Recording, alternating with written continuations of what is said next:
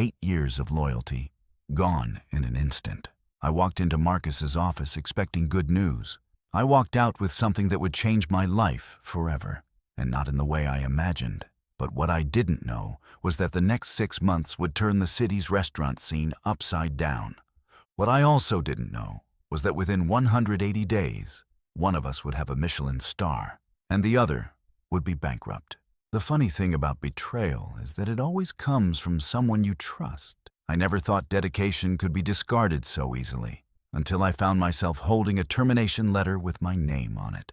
The smell of Marcus's expensive cologne mixed with the bitter coffee cooling on his desk as he delivered the news that would change everything.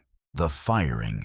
"You're too expensive, Daniel," Marcus said, his voice sharp and deliberate as he slid the termination letter across his mahogany desk, with the same casual motion he'd used to discard yesterday's receipts. 8 years of building Romano's reputation, and he was cutting me loose like I was some seasonal hire. "This kid Tommy can do everything you do for half the price." His eyes never left the paperwork on his desk, avoiding the human connection that might complicate his business decision. My hands didn't shake as I reached for the paper, though something cold settled in my chest like ice water hitting a hot pan. The fluorescent light above us hummed with an irritating frequency that seemed to match the tension in the air. I could feel my pulse in my throat, that familiar rush you get when a dinner rush goes sideways. Except this time, there was no fixing it. I shook his hand, firm grip, steady eye contact, wished him luck, and walked out with my dignity intact. What I didn't mention was that Tommy had called me 3 times that week, panicking about my mother's secret marinara recipe, or that Romano's 3 biggest private investors had been quietly asking about my availability for months, dropping hints about new opportunities and creative partnerships. My name is Daniel Williams, 42 years old, and until that Tuesday morning, I was the head chef at Romano's Kitchen in downtown Portland. What Marcus didn't know was that his biggest mistake was about to become my greatest opportunity. 8 years I'd spent transforming that failing neighborhood joint into the city's most sought-after reservation. 8 years of 14-hour days, of creating signature dishes that food critics called transcendent, of training a kitchen staff that operated like a symphony orchestra under my direction. Marcus Romano inherited the restaurant from his uncle 5 years ago. Nice enough guy, but he saw everything through spreadsheets rather than passion. When the pandemic hit and recovery was slow, he started looking at labor costs like a surgeon examining a tumor. I was the biggest expense on his payroll, making $85,000 annually, plus bonuses tied to our monthly revenue. "Nothing personal," he continued, not meeting my eyes while sliding a severance check across his desk like we were closing a simple business transaction. The amount was less than I'd expected. He'd calculated it down to the exact hour. "Tommy's got great credentials from culinary school, and frankly, the food doesn't need to be quite so elaborate. We're hemorrhaging money on these specialty ingredients you insist on." 8 years. 8 years of my life building his success, and he couldn't even look me in the eye while discarding me like yesterday's prep vegetables. I nodded, understanding more than he realized. 3 months earlier, I'd overheard him on the phone with his accountant. "If I cut the head chef position and promote from within, we save $50,000 annually. These food bloggers won't notice the difference. They would notice." But I wasn't going to argue. Tommy Martinez, 23 years old, had been my sous chef for 8 months. Talented kid, eager to learn, but he lacked the experience and intuition that comes from years of managing a full kitchen during dinner rushes. More importantly, he'd been texting me after his shifts, always the same desperate energy. "Hey, chef, can you walk me through that marinara thing again?" He'd texted just 3 nights before. "I know you use San Marzano tomatoes, but there's something else, right? My batch tastes like, I don't know, like it's missing its soul." I'd texted back, "Family recipe, Tommy. Took me years to perfect." What I didn't tell him was that the secret wasn't an ingredient. It was technique. The way you char the garlic just enough to release oils without burning. The precise moment you add the herbs so they infuse without becoming bitter. The temperature control that transforms simple ingredients into something magical. Stuff you can't learn from YouTube. Have you ever been replaced by someone half your salary? Then you know exactly how I felt. Little did Marcus know that by cutting me loose, he just handed me the keys to his own destruction. But what I didn't know was that Marcus was about to make a mistake that would cost him everything, and his next move would destroy everything he'd built. As I cleaned out my locker that afternoon, I thought about the call I'd received 2 weeks earlier from Patricia Chen, managing partner at Northwest Culinary Ventures. She represented a group of investors who specialized in upscale dining establishments. "Daniel, we've been watching Romano's success, and frankly, think you're the secret ingredient," she'd said. "If you ever consider going independent, we'd love to discuss opportunities."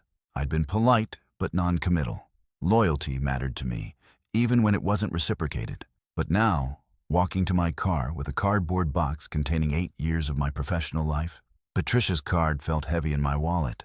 The timing was almost poetic. That same afternoon, I'd noticed a for-lease sign going up across the street from Romano's. A corner location with large windows, perfect kitchen space, and room for about 45 covers. Prime real estate that had been occupied by a failed fusion restaurant for the past 6 months. I drove home to the small apartment I'd been renting since my divorce 2 years earlier. Sarah had kept the house, along with most of our savings. Starting over at 42 wasn't easy, but I'd learned to appreciate simplicity. My kitchen was small but well-equipped, and I'd spent countless evenings there, experimenting with new recipes and techniques. That night, I called Patricia. "I'm interested," I said simply. "Wonderful. Can you meet tomorrow? I have a proposition that might intrigue you." The next morning, I sat in Patricia's downtown office, reviewing business plans and financial projections. Northwest Culinary Ventures had been watching Romano's for months, impressed by the transformation I'd orchestrated. They'd done their research, tracking our revenue growth, monitoring food blog reviews, even analyzing our social media engagement. "Your signature dishes drive 60% of Romano's repeat business," Patricia explained, sliding graphs across her desk. "The mushroom risotto with truffle oil, the braised short ribs with espresso reduction, that incredible seafood cioppino. Those aren't just menu items. They're your artistic signature." She was right. Every dish on Romano's current menu reflected my vision, my techniques, my years of refinement. Marcus had inherited a restaurant, but I'd created its soul. "We want to back you in your own venture," Patricia continued, her voice gaining momentum like a train building speed. "Full ownership, creative control, profit sharing that rewards success. We've identified a location, and we think you could be operational within 3 months." She paused, letting the words settle like seasoning into a sauce, then delivered the line that would change everything. "The location is the space across from Romano's." The room went completely silent. Even the coffee machine in the corner seemed to hold its breath. I looked out Patricia's office window toward that familiar street corner, and for a moment I could see myself 8 years younger, carrying boxes into Romano's on my first day, full of hope and ambition. That eager young chef had no idea he was building someone else's empire. But the man sitting here now, he was about to build his own. I felt something shift inside me, like tumblers falling into place in a lock. This wasn't just an opportunity anymore. This was destiny calling. The irony wasn't lost on either of us. "Competitive?" I asked. Patricia smiled. "Strategic." What Patricia didn't mention, what she couldn't have known, was that Marcus had just set in motion the most expensive lesson in humility he'd ever receive, and I was about to become his teacher. But none of us could have predicted what would happen when the reviews started coming in. That was the night Marcus realized he was no longer the hunter, but the prey. Within a week, I'd signed papers establishing Luna's, named after my grandmother, who taught me to cook in her tiny kitchen in Little Italy. Patricia's group provided $200,000 in startup capital, enough to handle lease deposits, kitchen equipment, renovation, and operating expenses for the first 6 months. Meanwhile, Romano's was struggling with its transition. Tommy was talented but overwhelmed, and Marcus had underestimated how much institutional knowledge walked out the door with me. The food blog reviews started shifting from glowing to mixed, then to concerned. "Romano's seems to have lost its magic," wrote Jennifer Walsh from Portland Food Scene. "The presentation is sloppy, Flavors are inconsistent, and several signature dishes have disappeared from the menu entirely. Whatever changes they've made aren't working. I felt no satisfaction reading these reviews, only a quiet sadness for what was being lost. Tommy called me during his first week as head chef, panic clear in his voice, even through the phone. The sound of kitchen chaos echoed behind him.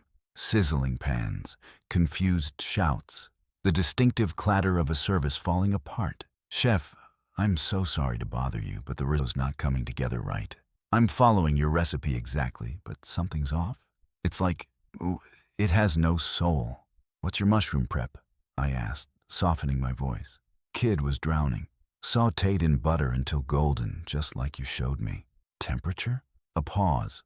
The background noise told me everything. Too many orders, not enough hands. Amateur hour in what used to be a professional kitchen. Medium heat, I think. There was the problem. The mushrooms needed high heat initially to develop proper caramelization, then reduced temperature to prevent burning. Written recipes couldn't capture these nuances. They required experience, observation, intuition. "Try cranking the heat up first," I suggested. "Really get those mushrooms talking to you. And Tommy, trust your nose. It'll tell you when they're ready." After the third panicked call, I stopped answering. It wasn't fair to either of us. Marcus was about to learn what 8 years of experience actually cost. Have you ever watched your replacement fail in real time? It's a strange mix of satisfaction and sadness. You want to help, but you also want justice. And justice was about to be served at exactly 350 degrees. But what I couldn't have predicted was how quickly word would spread through Portland's tight-knit culinary community. Within weeks, everyone would know exactly what was happening at Romano's and who was responsible. It wasn't fair to either of us. Tommy needed to find his own way, and I needed to focus on building Luna's. The renovation took 6 weeks. I worked alongside the contractors, ensuring every detail met my vision. Open kitchen design so diners could watch the culinary theater. Warm lighting that made food photography beautiful for social media. Acoustic panels that allowed conversation without shouting. Then disaster struck. 3 weeks into construction, my equipment supplier called with news that made my stomach drop. "Sorry, Daniel. The Italian stove manufacturer had a shipping delay. Your custom range won't arrive for another 2 months." 2 months would push our opening past Christmas. Prime dining season gone. I sat in the half-finished dining room, surrounded by drywall dust and dangling electrical wires, feeling the weight of Patricia's investment and my own reputation hanging in the balance. The air smelled of sawdust and stress, a combination that makes even experienced chefs question everything. "We'll make it work," I told her when she arrived for our emergency meeting. "I have a contact in Seattle, a restaurant that's upgrading their equipment. Their current setup isn't perfect, but it'll get us operational." It took 3 days of driving back and forth to Seattle, borrowing a friend's truck, and calling in every favor I'd accumulated over 2 decades in the industry. But we opened on schedule. Most importantly, I designed a kitchen that would allow for the precision and creativity that had made Romano's special. Professional-grade equipment, efficient workflow, dedicated prep stations for each cooking method.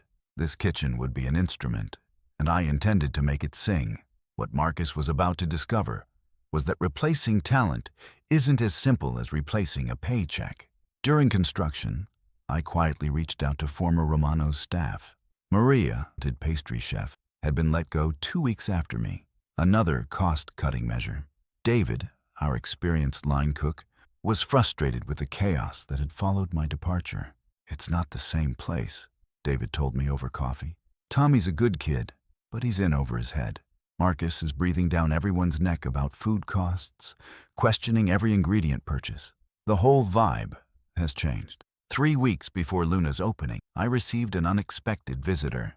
Marcus appeared at my construction site, looking tired and older than his 38 years, his usual confident swagger replaced by something closer to desperation.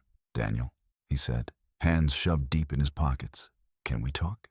We walked to a nearby coffee shop, away from the noise of renovation. Marcus ordered black coffee and stared at it for a long moment, his fingers drumming against the paper cup. When he finally looked up, I could see something broken behind his eyes. "I made a mistake," he said. the words coming out like he was pulling them from somewhere deep and painful. Revenue's down 30% since you left. The reviews are... He shook his head. Tommy's trying, but he's drowning. I can see it every service. I nodded but said nothing. The silence stretched between us like a taut wire. I want to offer you your job back. The words tumbled out faster now, desperate. Same salary plus 20%. Hell, 30%. Full creative control over the menu. Partnership potential. Whatever it takes. I met his eyes across the small table. For a moment, I saw the Marcus from 5 years ago, the one who used to trust my judgment without question. I appreciate the offer, I said quietly, but I've committed to something else. His face went pale. The place across the street? Yes. You know this will... He stopped, unable to finish the sentence. We both knew what it would do. Marcus left without another word, his coffee untouched. Through the window, I watched him pause on the sidewalk, looking across at Romano's, like he was seeing it for the first time, or maybe the last. Have you ever watched someone realize they've made the worst decision of their life? It's not pretty, but Marcus's education was just beginning. Luna's opened on a Thursday night in October, exactly 4 months after my departure from Romano's. We'd planned a soft opening, limited menu, invited guests only, a chance to work out operational kinks before public scrutiny. The dining room filled with food bloggers, industry professionals, and loyal customers who'd followed my work over the years. I'd invited Tommy as well, though I doubted he'd come. The evening was flawless. Every dish left the kitchen perfectly plated, seasoned, and timed. The waitstaff, trained personally by me, moved with efficiency and grace. The open kitchen concept allowed diners to see the careful choreography that transforms raw ingredients into culinary art. Jennifer Walsh from Portland Food Scene was among the guests. She ordered the mushroom risotto, my signature dish from Romano's, now refined and elevated with techniques I'd perfected during my months of planning. The first month exceeded every expectation. Reservations booked solid through December. Food blog reviews ranged from glowing to ecstatic.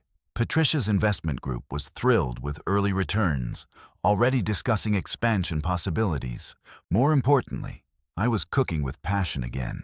Every service felt like a performance, every dish a small work of art. The kitchen staff, largely poached from Romano's and other local establishments, responded to the energy and creative freedom. Meanwhile, Romano's continued struggling. Marcus had hired a consultant to improve efficiency, but efficiency couldn't replace the years of relationship building with local suppliers, the reputation for excellence that took time to establish, or the signature dishes that customers expected. I'd drive past Romano's some evenings after Luna's service, where once there had been a bustling dining room with every table filled. Now I could see empty chairs scattered throughout, like teeth missing from a once perfect smile. The hostess stand that used to have a waiting list now stood vacant, gathering dust. Wine bottles that once moved constantly sat collecting dust on their racks, their labels fading in the dim light. Through the kitchen window, I glimpsed Tommy and one-line cook handling what should have been a full brigade's workload. The silence from a once vibrant restaurant kitchen was deafening. No sizzling pans, no calling out orders, no symphony of controlled chaos that marks a successful service. Just the hollow echo of a business dying slowly. Tommy lasted 3 more months before requesting a transfer to line cook. The responsibility of head chef had crushed his confidence, and Marcus eventually hired an experienced chef from Seattle. By then, much of Romano's original clientele had discovered Luna's, but Marcus's real nightmare was just beginning. 6 months after opening, the recognition I'd never expected arrived. James Beard Foundation nominated Luna's for Outstanding New Restaurant. The nomination letter mentioned innovative techniques applied to classical preparations and a chef at the peak of his creative powers. The same week, I learned that Romano's was for sale. Marcus had decided to cut his losses and focus on his other business ventures. The restaurant that had once been Portland's premier dining destination was being marketed as an established location with potential. The empire he'd inherited was crumbling, while the chef he'd discarded was building a legacy. Sometimes the universe has a very specific sense of humor about timing. The final time I passed by Romano's, A closed sign hung crooked in the window. The dining room was dark, chairs stacked on tables like a graveyard of abandoned conversations. The reservation book that once required weeks of advance planning sat empty on the hostess podium, its pages fluttering in the breeze from a broken door. Dust motes danced in the afternoon sunlight, streaming through unwashed windows, settling on wine glasses that would never again hold celebration toasts. I felt genuinely sad seeing it this way. But as I stood there, I couldn't help remembering Marcus sliding that termination letter across his desk, his voice flat and dismissive. "You're too expensive, Daniel." The memory didn't bring anger anymore, just a quiet sense of vindication. 8 years of loyalty, dismissed in 5 minutes. Now he understood what those 8 years had actually been worth. Little did I know that the universe wasn't finished delivering its lessons. The Beard Award ceremony was held in Chicago that spring. I didn't win. The competition was fierce, but the nomination itself was validation beyond anything I'd experienced. More importantly, it brought national attention to Luna's and to Portland's evolving food scene. During the ceremony, I received a text from an unknown number. "Congratulations on the nomination. You deserve every bit of success. Tommy." I stared at the message for a long moment, remembering the eager young cook who'd called me 3 times a week, asking about marinara techniques. Sometimes grace arrives in unexpected forms. 2 years after leaving Romano's, I stood in Luna's kitchen during prep for another sold-out service. The restaurant had earned a Michelin star the previous month, Portland's first in 5 years. We'd expanded the dining room, hired additional staff, and were consistently rated among the Pacific Northwest's premier dining destinations. In a way, Marcus had become my unwilling business partner. In failure, that night, after the last plate had been served and the kitchen cleaned, I found myself alone in the dining room. The Michelin star plaque gleamed on the wall, catching the dim overhead lighting. I pulled out my phone and called my grandmother's old number, disconnected for 15 years now, just to hear the automated message that somehow made me feel connected to her again. "We did it, Nona," I whispered to the empty room, remembering her tiny kitchen where it all began, where she taught me that cooking was love made visible. The success tasted exactly like I'd imagined, sweet, with just the right amount of salt from all the tears it took to get here. Patricia's investment group had recouped their initial investment within 18 months and was now sharing substantial profits. More importantly to me, Luna's had become exactly what I'd envisioned, a place where culinary artistry and business success coexisted. That evening, a familiar face appeared at the pass. Marcus, looking healthier and more relaxed than I'd seen him in years, had made a reservation under his wife's name. After service, I approached his table. "How was everything?" "Exceptional," he said simply. "I can see why the Michelin inspectors were impressed." We talked for a few minutes about safe topics: the industry, Portland's food scene, mutual acquaintances. As he prepared to leave, Marcus handed me an envelope. "What's this?" "A letter I wrote but never sent," he said. "An apology for not recognizing what I had when I had it. You were never just an employee, Daniel. You were the heart of that restaurant, and I failed to appreciate that until it was too late." I pocketed the letter without reading it. Some conversations were better left unfinished. 6 months later, Romano's was demolished to make way for a luxury condominium development. The building that had housed my culinary education and professional growth became a memory, replaced by progress that recognized no sentiment for the past. But Luna's continued thriving. We'd opened a second location in Seattle, with plans for San Francisco following. More importantly, I'd created something that would outlast any individual restaurant, a reputation for excellence that opened doors throughout the industry. Looking back, I realized that Marcus had done me an unexpected favor. His cost-cutting decision had forced me to discover my own worth, to build something entirely my own, rather than remaining comfortable in someone else's vision. The revenge had never been intentional. I'd simply moved forward with dignity, built something better, and let the results speak for themselves. Sometimes, the best response to being undervalued is proving your worth elsewhere. And sometimes, what feels like the end is actually just the beginning of something far better. Tommy eventually opened his own small bistro in Portland suburbs. He'd found his confidence and his own culinary voice, creating comfort food that earned neighborhood loyalty. We exchanged holiday cards now, professional colleagues who'd navigated a difficult transition with mutual respect. Success tastes better when it's seasoned with integrity rather than bitterness. And if you've ever been underestimated or cast aside by someone who couldn't see your true value, remember this: the world has a way of setting the record straight. Sometimes all you have to do is be patient enough to let it happen.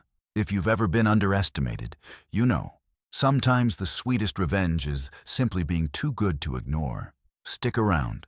I've got more stories like this that'll remind you that karma is real, and good things do come to those who refuse to let others define their worth. And if you think this was satisfying, wait until you hear about the chef who tried to steal my signature dish and ended up destroying his own reputation in the process. But that's a story for another time.